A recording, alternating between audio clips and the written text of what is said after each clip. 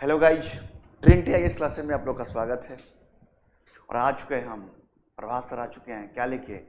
PYQ series लेके modern history का जो चल रहा है क्लासेज, मॉडर्न हिस्ट्री का PYQ सीरीज, उसी की कड़ी को आगे बढ़ाते हुए यानी प्रश्नों का बौछार करेंगे PYQ सीरीज के माध्यम से। और 110 की गारंटी मेरी संस्था, मेरे द्वारा और मेरी संस्था से उठाई जा रही है। चलिए बातें बीच में कर लेंगे आपसे। पहले हम प्रश्न पे देखते हैं कि क्या पहला प्रश्न है आपका।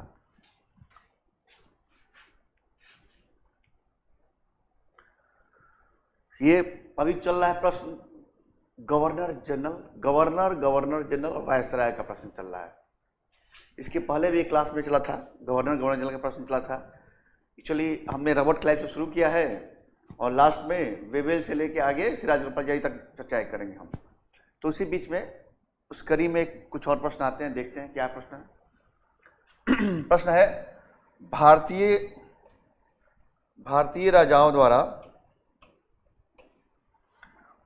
राजाओं पर अंग्रेजी प्रभुत्व स्थापित करने के लिए किसने प्रशासन में सहायक संधि प्रणाली की सूत्रपात की थी? सहायक संधि प्रणाली की सूत्रपात की थी, ये बताना है। सबसे पहले आप लोग को जानकारी होना चाहिए कि सहायक संधि प्रणाली 1798 से आता है। तो उसमें गवर्नर जनरल कौन था, ये बताना है। Warren Hastings, Lord Wellesley, Lord Cornwallis और लॉर्ड डलहौजी। ठीक है, तो वो था लॉर्ड कौन था? वेल्लेसली था। कौन था? लॉर्ड वेल्लेसली था। इसका शासनकाल जो है 1798 से लेके 1805 तक का शासनकाल है। उसने देसी रजवाड़ों के साथ क्या किया? सहायक संधि प्रणाली अपनाया, क्योंकि उस समय नेपोलियन का खतरा लगातार बढ़ रहा था और भारतवर्ष पे वो लगातार आक्रमण कर रहा था और धीरे धीरे बढ़ रहा था, तो भारतवर्ष भी बढ़ रहा था। दूसरा था कि भाई हम सहायक संधि प्रणाली कर लेंगे तो एक रेजिमेंट रखने का व्यवस्था जो है कौन करेगा? वो देसी रजवाड़े करेंगे, नहीं उसका खर्चा भी उठा लेगा वो। प्लस इससे क्या होगा कि जो और भी कंपनी, यूरोपीय कंपनियां हैं उनसे जो चल रही थी प्रतिस्पर्धा, उसमें आगे भी निकल जाएंगे, यानी प्रभुत्व भी स्थापित हो जाएगा। कंडीशन था सहायक संधि प्रणाली में कि आप प्रणाली अपना लेंगे तो आपको एक रेजिमेंट रखना पड़ेगा, अंग्रेजी रेजिमेंट, और साथ में उसके खर्चे उठाने पड़ेंगे। दूसरा कंडीशन ये था कि आपको जो अदर यूरोपीय कंपनियों की किसी व्यक्ति की नियुक्ति नहीं करनी पड़ेगी। तीसरा कंडीशन ये था उसमें कि आपको यदि पड़ोसी राज्य से, अपने बगल के स्टेट से, रजवाड़े से लड़ाई होता है तो उसमें मध्यस्थता अंग्रेज ही करेंगे और कंपनियों के से आपको सेना का मदद नहीं लेना पड़ेगा। ये थी सहायक संधि प्रणाली। वेल्लेसली ने जो सहायक संधि प्रणाली शुरू की थी तो सबसे पहले किसके साथ किया था? तो सबसे पहले था हैदराबाद का निजाम। हैदराबाद का निजाम के साथ पहली सहायक संधि प्रणाली हुई थी 1798 ईस्वी में। दूसरा कौन था? मैसूर। मैसूर था 1799 ईस्वी में। ठीक है। हैदराबाद, मैसूर, उसका बीच में तंजौर भी आता है। हैदराबाद, मैसूर, तंजौर। मैसूर के बाद तंजौर भी आता है, उसके बाद अवध आ जाएगा। 1799 की घटना है। कब? लास्ट दिसंबर की घटना है 1799 में तंजौर के साथ। अवध के साथ भी इधर देखिए, इसको मैं इधर लिख देता हूं, इनको भी मिटा देता हूं, इस भाई साहब को, शासनकाल को, तब लिखता हूं। उसके बाद उसने अवध के साथ किया 1801 ईस्वी में। उसके बाद मराठों के साथ किया, पेशवा बाजीराव द्वितीय के साथ। बसिन की संधि हमने शायद पढ़ाया था आप लोग को, बाजीराव द्वितीय के साथ। वो बसिन की संधि के माध्यम से 1802 में किया इसने। ये इन रजवाड़ों से क्या किया? सहायक संधि प्रणाली अपनाया इनसे। एक मिनट, थोड़ी पानी में पी लूं। उसके बाद है बरार और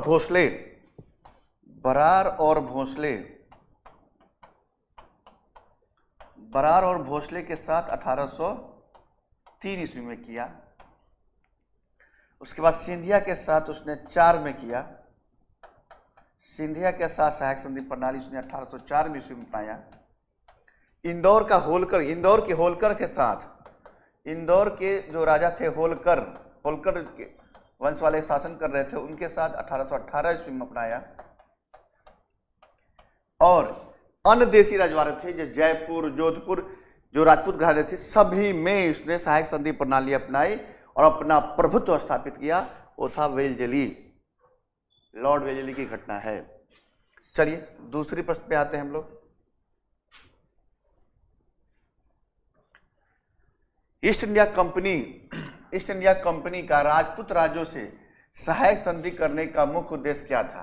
क्या था मुख्य उद्देश्य? शत्रुओं के विरुद्ध सैनिक सहायता प्राप्त करना, मराठा पिंडारी आक्रमण से इन राज्यों की सुरक्षा करना, खिराज के रूप में धन प्राप्त करना और अंग्रेजों की प्रभुत्व स्थापित करना। तो अभी हमने बताया था कि अंग्रेजों की प्रभुत्व स्थापित करने के लिए अभी तो हम आय का नियत प्रबंधन करेंगे नहीं करेंगे। सहायक संधि प्रणाली के माध्यम से सिर्फ और सिर्फ अपने रेजिमेंट के खर्चा चलाएंगे, प्लस जो और भी कंपनियां थी जो प्रतिस्पर्धा कर रही थी उससे हम आगे निकलने की बात करेंगे। तो इसलिए इसमें कोई नहीं होगा। इसमें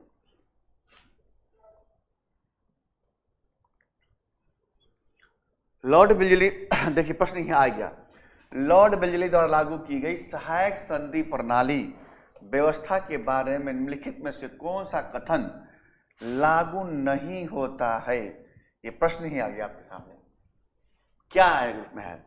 तो दूसरे के खर्च पे एक बड़ी सेना रखना, हमने बताया है कि सहायक संधि प्रणाली अपनाएंगे तो आपको अपने यहाँ रेजिमेंट रखना पड़ेगा और इस रेजिमेंट का खर्चा वो क्या उठाएगी? वहाँ देशी रजवाड़े उठाएगी। सुरक्षा की गारंटी मेरी कि अगर पड़ोसी देश या अदर कंपनियां आप पे अटैक करती है तो हम उसका सामना करेंगे। तो भाई खर्चा उठाइए। भारत को नेपोलियन की खतरे से सजगना, ये भी कहा गया है कि नेपोलियन का खतरा लगातार बढ़ रहा था, तो भारत को नेपोलियन का प्रभुत्व जम जाता तो उससे पहले ही ब्रिटिश रजवाड़ों के साथ यदि संधि कर लेंगे तो अधिक से अधिक क्षेत्र विस्तार हो जाएगा और प्रभुत्व स्थापित हो जाएगा। दूसरा भी सही है। कंपनी के लिए एक नियत आय का प्रबंधन करना, नहीं, अभी कंपनी किससे टैक्स नहीं ली है, कोई आय प्रबंधन नहीं किया है, कोई टैक्स नहीं लिया है, इसलिए इसका सी आंसर गलत हो जाएगा। और भारतीय रियासतों के ऊपर ब्रिटिश सर्वोच्च स्थापित करना, यह सही बात है। और वेलजली का यही कथन था। देख रहे हैं कैसे स्टेटमेंट पूछता है सहायक संधि के बारे में। निम्नांकित युग्म में से कौन सा सही सुमेलित नहीं है, यह बताना है आपको। बक्सर का युद्ध 1764 में हुआ था, आप लोग बताए थे घटना कि हेक्टर मोनो अंग्रेज की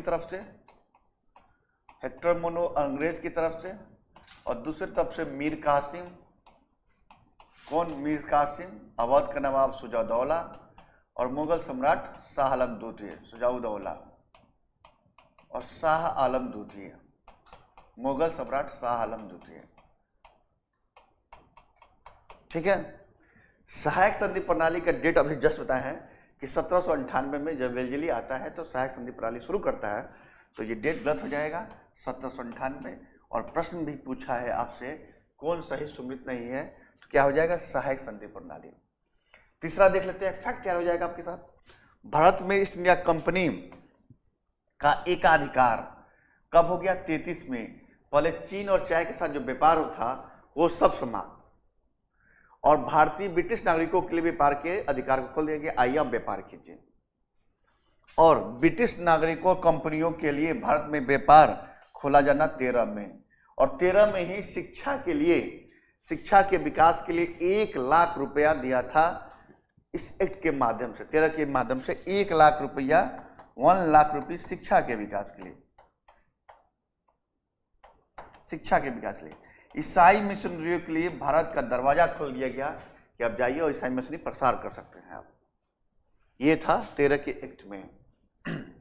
और 33 के एक्ट के बाद ही जो बंगाल का गवर्नर जनरल होगा वो भारत का गवर्नर जनरल कहलाएगा। और ये कौन था पहला? विलियम बेंटिक, हमने चर्चा कर चुके थे पहले ही क्लास में, हमने किया था इसके पहले क्लास में।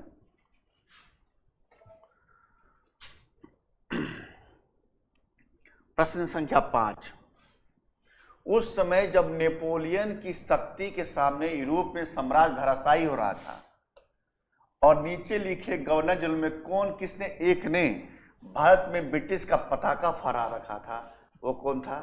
अभी बताए हैं, डलहौजी, कॉर्नवालिस, वेल्लेस्ली और हेस्टिंग्स। वो कौन था? लॉर्ड वेल्लेस्ली था। कौन था? लॉर्ड वेल्लेस्ली, जिसे सहायक संधि प्रणाली के माध्यम से साम्राज्य का विस्तार कर रहा था। अच्छा, डलहौजी का शासनकाल कब से कब तक? 1848 से 56 तक। कॉर्नवालिस का शासन कब से कब तक? कॉर्नवालिस का 1786 से 93 तक, और लास्ट में 1805 में। और लॉर्ड हेस्टिंग्स का शासनकाल कब से कब तक? 1813 से लेके 23 तक शासनकाल था। शासनकाल को याद रखना है। लॉर्ड कॉर्नवालिस का कब्र जो है यहीं पे है, इंडिया में है। कहाँ पे है? गाजीपुर में है, यानी मृत्यु उसकी 1805 हो जाती है, और गाजीपुर में इसका कब्र है। गाजीपुर में इसका कब्र है। और लॉर्ड कॉर्नवालिस ने क्या क्या किया था? तो लॉर्ड कॉर्नवालिस ने अस्थायी बंदोबस्त व्यवस्था, कॉर्नवालिस कोड, अस्थायी बंदोबस्त, कॉर्नवालिस कोड, शक्तियों का पृथक्करण सिद्धांत, प्लस न्यायिक संगठन को अलग बनाया था। न्यायिक संगठन बनाने वाला पहला था, और लोक सेवा में परिवर्तन करने वाला भी पहला था व्यक्ति था। चलिए नेक्स्ट प्रश्न। आंग्ला नेपाल युद्ध, आंग्ल नेपाल युद्ध किसके शासनकाल में हुआ था, यह बताना है आपको। सबसे पहले जानकारी होनी चाहिए कि आंग्ल नेपाल युद्ध होता कब है। 1814 से 16 के बीच में होता है। इसी आंग्ल नेपाल युद्ध में 1815 या 16, कहीं कहीं किसी बुक में 15 में मिलेगा, किसी बुक में 16 में मिलेगा, सगौली की संधि होती है। सगौली की संधि होती है। सगौली की संधि होती है। किसके किसके बीच होती है? एक तरफ अमर सिंह थापा थे, अमर सिंह थापा थे, और एक तरफ कौन था? अंग्रेज थे। और सगौली पड़ता है बिहार के चंपारण डिस्ट्रिक्ट में, बिहार के चंपारण डिस्ट्रिक्ट में, यानी नेपाल से और अंग्रेजों से प्रभुत्व स्थापित करने के लिए जो युद्ध हुआ था, उसमें अमर सिंह थापा नेपाली जो थे सेनायक और अंग्रेज के बीच में सगौली संधि हुई। तो ये 3-4 फैक्ट हो गए आपके। अब है कि इसने पूछा है किसके शासनकाल में हुआ है, 14 से 16, 15, 16। तो ये शासनकाल किसका होगा? सबका शासनकाल बताए हैं जस्ट। वारेन हेस्टिंग्स का 72 से 85, वेल्लेस्ली 1798 से 1805, लॉर्ड हेस्टिंग्स 1813 से लेकर 23, और कॉर्नवालिस बताए हैं 1786 से लेकर 1993 तक। दोबारा 5 में आता है। तो क्या हो जाएगा इसका आंसर? लॉर्ड हेस्टिंग्स हो जाएगा इसका आंसर।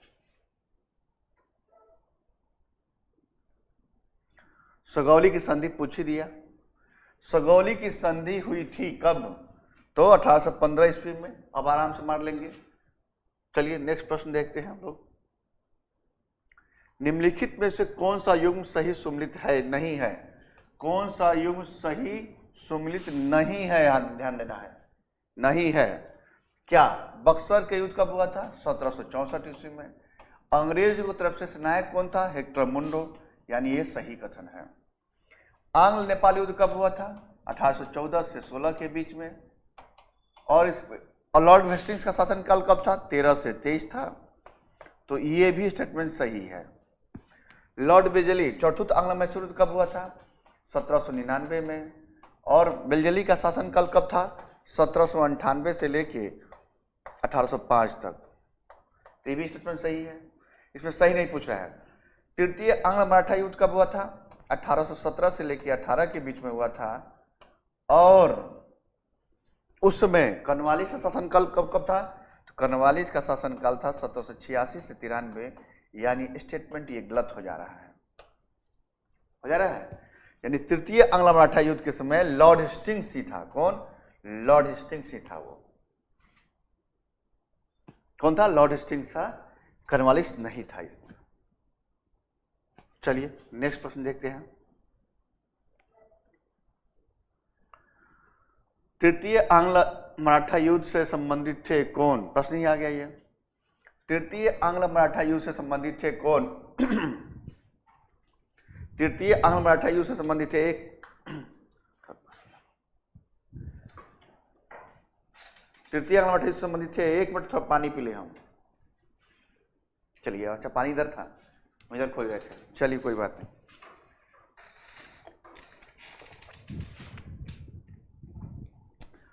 चलिए कौन था? तो अभी बताया है लॉर्ड हेस्टिंग्स था। अच्छा, यदि सर जॉन शोर का शासनकाल पूछे तो क्या मारिएगा आप लोग? 1793 से 98 के बीच में जॉन शोर का शासनकाल था, टेन्योर टाइम पीरियड। और इसी के समय 1795 ईस्वी में एक बंगाल में शिशु वध हत्या, नवजात वध शिशु कन्या हत्या एक कानून भी आया था। बंगाल में शिशु कन्या हत्या, ये नवजात शिशु कन्या हत्या पे एक कानून भी आया था, जो नियम 21, इसमें नियम 21 को लागू किया गया था। एक नया फैक्ट है आपके लिए। और शिशु कन्या के संदर्भ में 1805 में वेल्जली ने भी, लॉर्ड वेल्जली ने भी 1805 ईस्वी में 1798 ईस्वी, हाँ 95 और 1805 में ये वेल्जली के समय भी शिशु कन्या के लिए वध के लिए एक कानून आया था। चलिए, sir Thomas Munro, sir Thomas Munro किन वर्षों में मद्रास के गवर्नर रहे हैं?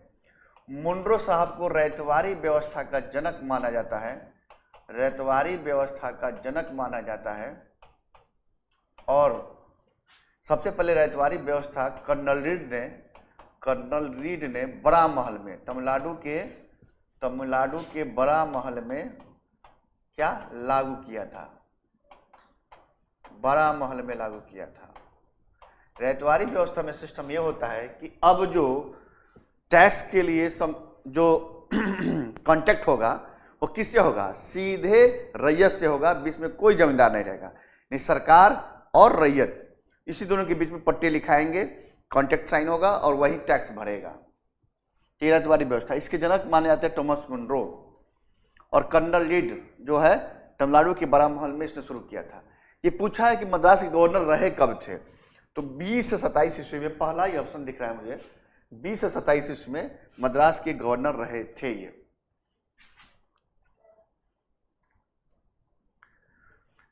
तथा कथित कुशासन के आधार पे किस गवर्नर जनरल ने मैसूर राज्य को प्रशासन को ले लिया था, ये बताना है।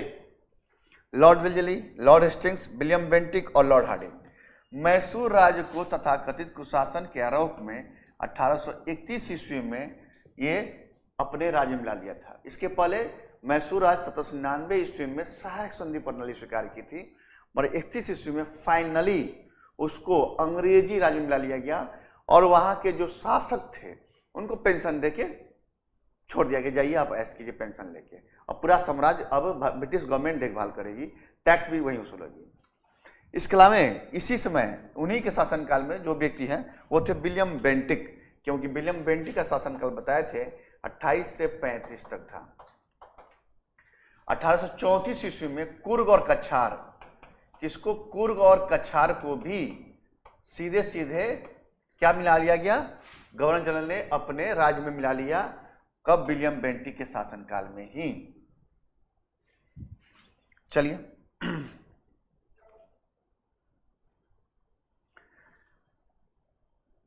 निम्नलिखित बंगाल के गवर्नर जनरल में से कौन एक तृतीय आंग्ल मैसूर युद्ध से संबंध है?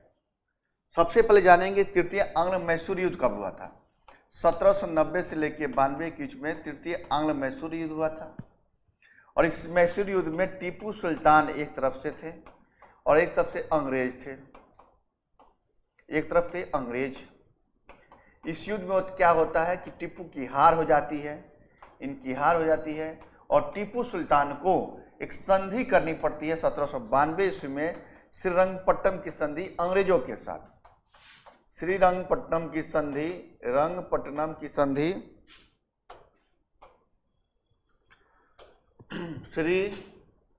श्रीरंगपट्टनम की संधि करनी पड़ती है, अंग्रेजों के साथ करनी पड़ती है। इस संधि के माध्यम से टीपू को अपना आधे से अधिक राज अंग्रेजों को दे देना पड़ता है। और साथ में 3 करोड़ रुपए हर्जाना, दूसरा साथ में 3 करोड़ रुपए हर्जाने के रूप में भी देना पड़ता है इनको, युद्ध हर्जाना। यदि नहीं देंगे तो आपके 2 पुत्रों को बंधक बना के रखा जाएगा। तब बताइए शासन काल किसका था? अब बता सकते हैं कि नहीं आप लोग?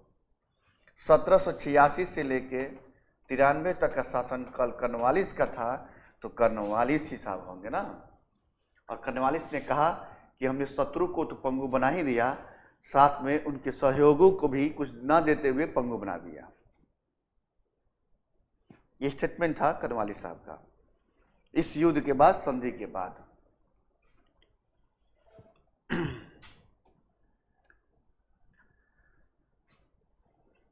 ठगों के दमन के लिए निम्नलिखित में से कौन संबंध था? इन ठगों के दमन के लिए 1803 ईस्वी में एक कमिटी बनी थी। अब ऑप्शन सुन लीजिए क्या क्या है। जनरल हेनरी फेडराइट, कैप्टन सिलीमैन, जनरल बंस, कैप्टन रॉबर्ट पेम्बर। इसका आंसर होगा कैप्टन सिलीमैन। 1830 ईस्वी में एक कमिटी बनी थी कैप्टन सिलीमैन के अंदर में। उसमें शासनकाल किसका था? विलियम बेंटिक का। किसका था? विलियम बेंटिक का शासनकाल था। और विलियम बेंटिक के शासनकाल में ही 1829 में सती प्रथा कानून आता है। कौन? सती प्रथा कानून आता है, जिसमें नियम 17, कौन? नियम 17 जो है के माध्यम से लागू किया जाता है। इन्हीं के समय में 1835 ईस्वी में मैकाले द्वारा शिक्षा पे ज़्यादा जोर दिया जाता है, और खास करके इसने अंग्रेजी शिक्षा पे ज़्यादा जोर दिया। यानी शिक्षा नीति जो बनाई गई थी, एक शिक्षा आयुक्त बनाया गया था, उसके सचिव बनाए गए थे। इसके अंग्रेजी शिक्षा पे ज़्यादा जोर दिया जाना। इन्हीं के समय में 1833 का एक्ट आता है, जिसके माध्यम से ये भारत के प्रथम गवर्नर जनरल बन जाते हैं। भारत का प्रथम गवर्नर जनरल नियुक्त होते हैं। इतनी फैक्ट बातें जानकारी होनी चाहिए आपको। चलिए नेक्स्ट प्रश्न। ठगों के उन्मूलन के लिए, प्रश्न दोबारा रिपीट हो गया। ठगों के उन्मूलन के लिए किसके नेतृत्व में हुआ था? Lord Clive, Captain Sleeman, Lord Minto, Alexander Burnes, और कौन नहीं है, कौन एक से अधिक? ये सवाल बीपीएससी पूछा है, देख लीजिए। और क्लास भी चल रहा है बीपीएससी का, तो प्रश्न पूछ दिया कि नहीं? तो प्रश्न पूछ दिया तो क्या आंसर होगा? कैप्टन सिलीमैन। सती प्रथा पर पाबंदी किसने लगाई थी? सती प्रथा पर पाबंदी किसने लगाई थी? कब लगी थी? 1829 ईस्वी में लगी थी। और नियम कौन सा था? नियम 17 था। किसके सहयोग से लगाया गया? तो राजा राम मोहन राय के सहयोग से लगाया गया। राजा राम मोहन राय के सहयोग से लगाया गया, सहयोग से लगाया गया। पहले लागू हुआ ये बंगाल में, बाद में 1830 ईस्वी में ये पूरे भारतवर्ष यानी मुंबई, मद्रास और भारतवर्ष में लागू कर दिया गया। तो उसमें शासनकाल किसका था? और जस्ट पीछे बताए हम, लॉर्ड विलियम बेंटिक का शासनकाल था।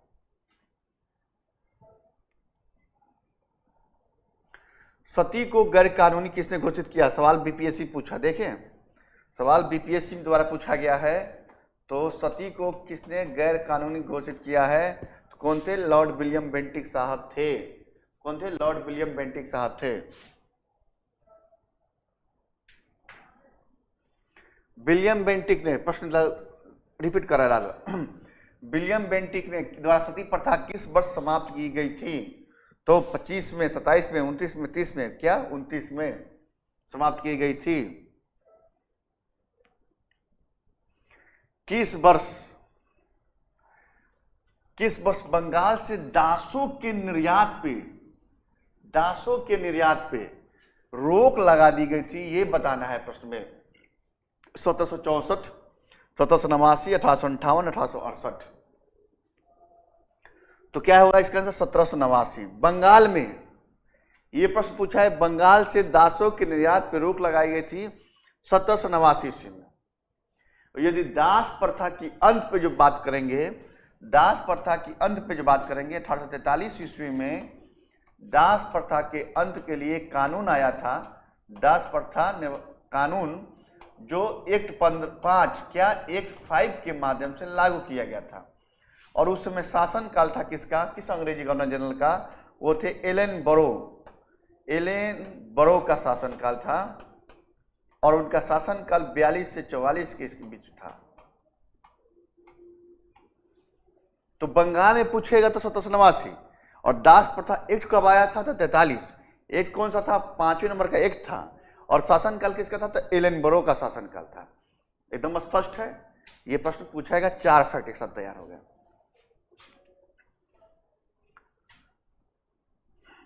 लॉर्ड डलहौजी द्वारा अवध का अंग्रेजी राज में विलय किस रीति से की गई थी, किस रीति से की गई थी। लॉर्ड डलहौजी का शासनकाल हम बताए हैं जस्ट पीछे, 1848 से 56 तक, ठीक है। इसने एक सिद्धांत लेके आया था, व्यक्तिगत का सिद्धांत। व्यक्तिगत के सिद्धांत में क्या था, इस सिद्धांत में यह था कि देशी राजवाड़े जो भी उस संबंध राज है अंग्रेजों से, मतलब अंग्रेज से, कंपनी से, यदि उनके पास उत्तराधिकारी है तो ठीक है, वो शासन करेंगे। जिनके पास उत्तराधिकारी नहीं है वो उस राज्य को मिला लिया जाएगा ब्रिटिश गवर्नमेंट में। दूसरा कहानी ये था कि आपको उत्तराधिकारी के लिए गोद लेने की, यानी दत्तक पुत्र लेने की व्यवस्था नहीं की गई, डायरेक्ट मिला लिया जाएगा आप वहां पे। हाँ, कुछ स्पेशल राज्यों को यह अधिकार दिया गया था। इसी में व्यक्तिगत सिद्धांत के माध्यम से इसने देशी रजवाड़ों को मिलाना शुरू कर दिया। कहा, ब्रिटिश साम्राज्य में। तो वो पूछा ही कौन सी नीति थी वो, अवध। मगर ये प्रश्न पूछा है, ये व्यक्तिगत सिद्धांत था, मगर पूछा है प्रश्न क्या कि अवध का अंग्रेजी में कैसे विलय किया गया, अवध का अंग्रेजी राज्य में कैसे विलय किया गया, किस रीति से विलय किया गया। तो वो था कुप्रशासन के कारण, कुप्रशासन की व्यवस्था के कारण किया गया था। और कब किया गया था, 1856 में किया गया था। और डॉक्ट्रिन ऑफ लैप्स, और डॉक्ट्रिन ऑफ लैप्स के माध्यम से, डॉक्ट्रिन ऑफ लैप्स के माध्यम से जो है क्या किया जाता है, उसने देशी रजवाड़ों को मिलाना शुरू किया। सबसे पहले किसको मिलाया उसने, इस क्रम में सबसे पहले किसको मिलाया इसने, देखिए सबसे पहले इसने मिलाया सतारा को मिलाया 1848 ईस्वी में। फिर मिलाया जैतपुर और संभलपुर को, जैतपुर और एवं संभलपुर को, संभलपुर को कब मिलाया, 1849 ईस्वी में। सतारा, जैतपुर, संभलपुर। उसके बाद इसने किसको मिलाया, उसके बाद बघात को, हाँ बघात, बघात भूल ही गए, बघात को मिलाया 1850 ईस्वी में। उसके बाद इसने मिलाया उदयपुर, उदयपुर नहीं, उदयपुर को मिलाया 1852 ईस्वी में मिलाया। इसके बाद इसने मिलाया झांसी को, झांसी को 1853 ईस्वी में।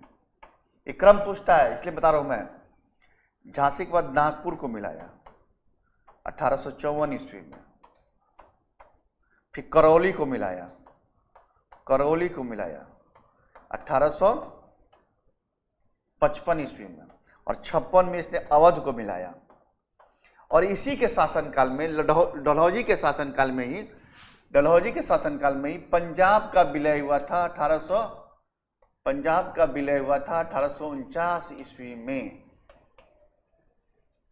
और डलहौजी के शासनकाल में ही 1850 में सिक्किम का भी विलय किया गया था, सिक्किम का भी विलय किया गया था। तो देखिए डलहौजी ने कैसे कैसे ये काम किया था इसने। तो चलते हैं, ये क्या कीजिएगा, आप वीडियो को पॉज कर लीजिएगा और आराम से लिख लीजिएगा, क्योंकि क्रम पूछा जाता है, इसलिए क्रम को याद रखना है आपको। चलिए, बघात रियासत, प्रश्न पूछ ही दिया। बघात रियासत का ब्रिटिश विलय में कब हुआ था, तो 1850 में हुआ था। अब बन जाएगा। ब्रिटिश साम्राज्य में अवध का विलय कब हुआ था, अवध का विलय कुशासन के आरोप में तो कब हुआ था, 56 में हुआ था। देख रहे हैं, एक बार तैयार कर लीजिएगा, सभी बन जाएंगे।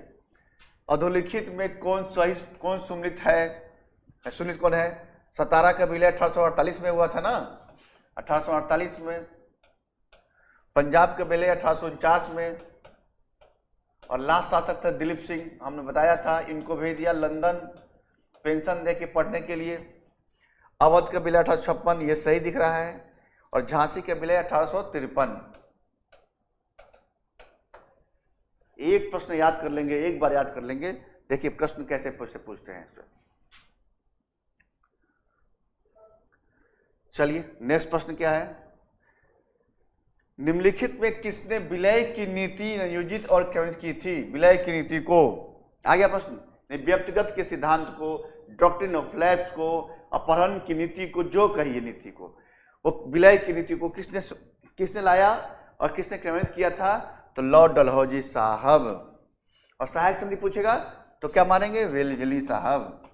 सहायक संधि वेल्लेजली साहब।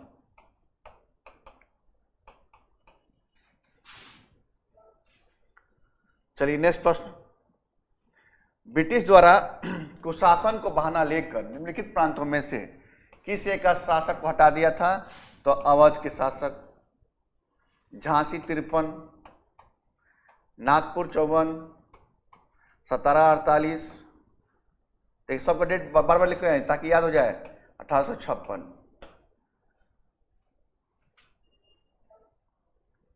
चलिए नेक्स्ट प्रश्न। भारत में ब्रिटिश शासन के दौरान निम्नलिखित राशि राज्यों में के विलय क्रम पर विचार कीजिए, बताइए। अब आइए क्रम बताना है। तो सबसे पहले क्या है? सतारा 1848, जैतपुर संभलपुर 1849 और झांसी 1853। क्रम याद हो जाएगा। 3-2-1, 3-2-1 जो होगा मान लीजिए इसमें। चलिए 24 प्रश्न है स्लाइड में।